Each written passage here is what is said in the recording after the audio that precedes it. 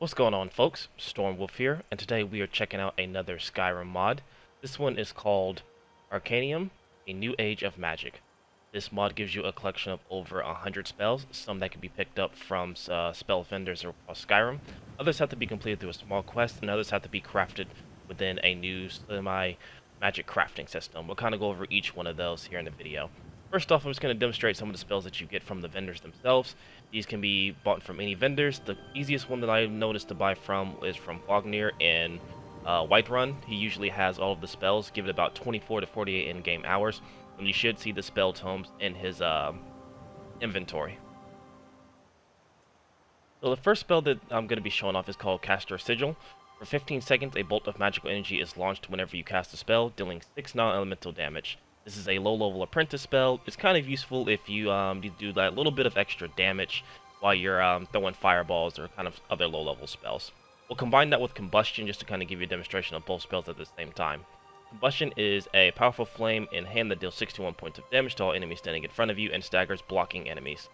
Combustion is pretty interesting because it's similar to, I believe it was Dragon Age, where you have to be very close to an opponent to actually use it. But we'll go ahead and demonstrate both spells now.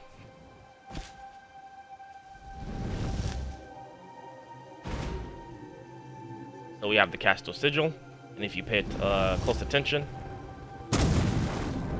as you can see, that blue little magical bolt there is what Castell Sigil does whenever you cast another spell. We'll try and show it off here in a minute.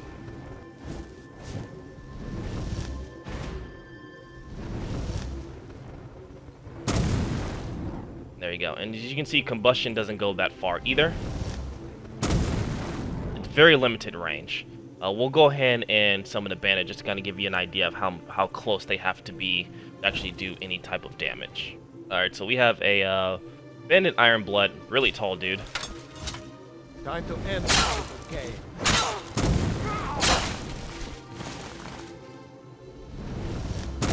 As you can see, if he's not close enough, then the attack's not going to do any type of damage.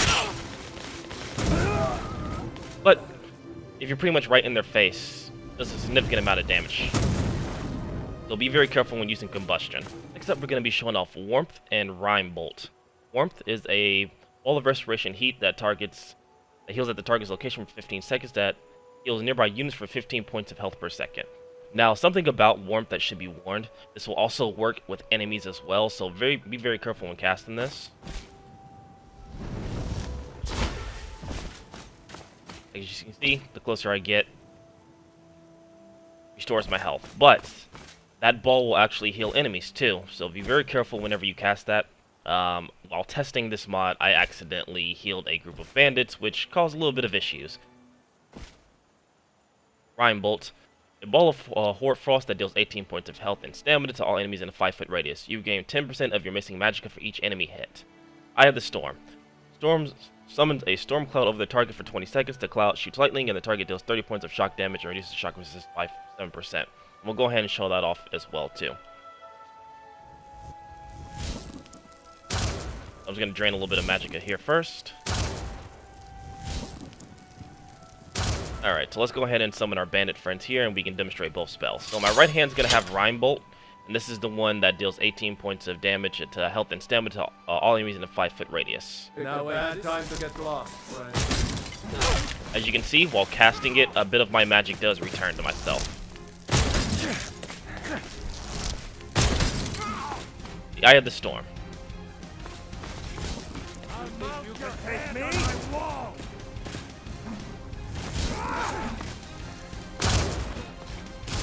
As you can see, there's a storm cloud over his head. It constantly does lightning damage.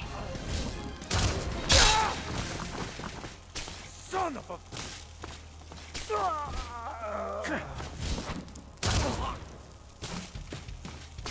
Very powerful spell. Gonna split your belly like an old woman. There we go. Now sometimes the spell will miss if they're moving around, but normally it will stay on target until the target dies. Alright, so one of my favorite spells that you can obtain is called Chaos Storm. Summons flaming pillars that deal 98 points of fire damage and knock enemies into air in a 60-foot radius around you, dealing 200 points of massive damage. 200% damage to massive targets. Enemies hit leave patches of lava for 20 seconds. Now, whenever you cast a spell with no enemies around, nothing really happens. But, however, if you do have a bunch of enemies around, which we'll summon now, the effects are much greater. You won't leave here alive.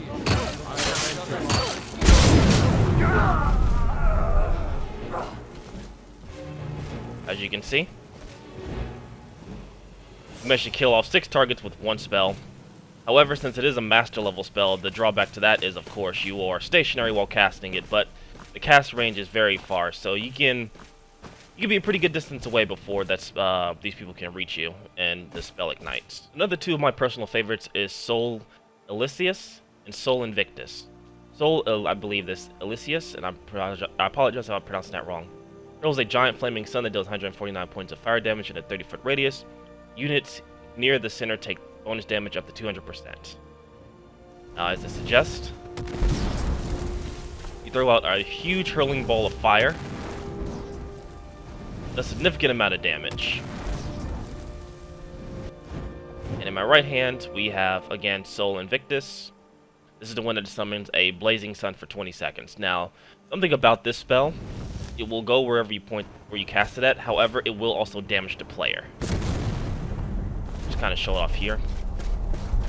As you can see, me getting close to it does damage me as well. So, this is a really good long-range spell for a group of enemies. Say you're in the middle of a civil war, and you just want to take out multiple people. Throw out a blazing sun.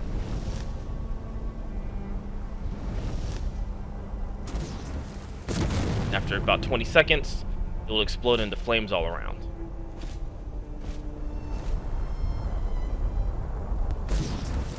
There we go. And the last spell I'm going to be showing off today is one that requires you to actually complete one of the many side quests that comes with this mod. It's called Mourn. It bursts of pure energy for 547 points, unexpected magic damage plus 25% of the target's maximum health, dealing a total point of 500. Mourn is removed after casting. Now, for demonstration purposes of this video, it will not be removed whenever I cast it. However, once you do cast a spell, it will be removed from your inventory, and that's because this spell requires you to go through a couple of steps in order to cast it. There we go. Cast that one more time.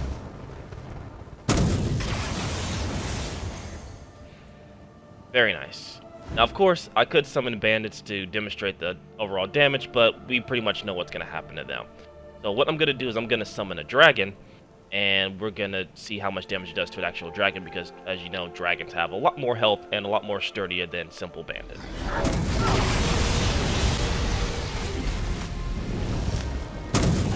There we go. So as you can see, it does a significant amount of damage to the dragon. I want to say maybe 20% of his health.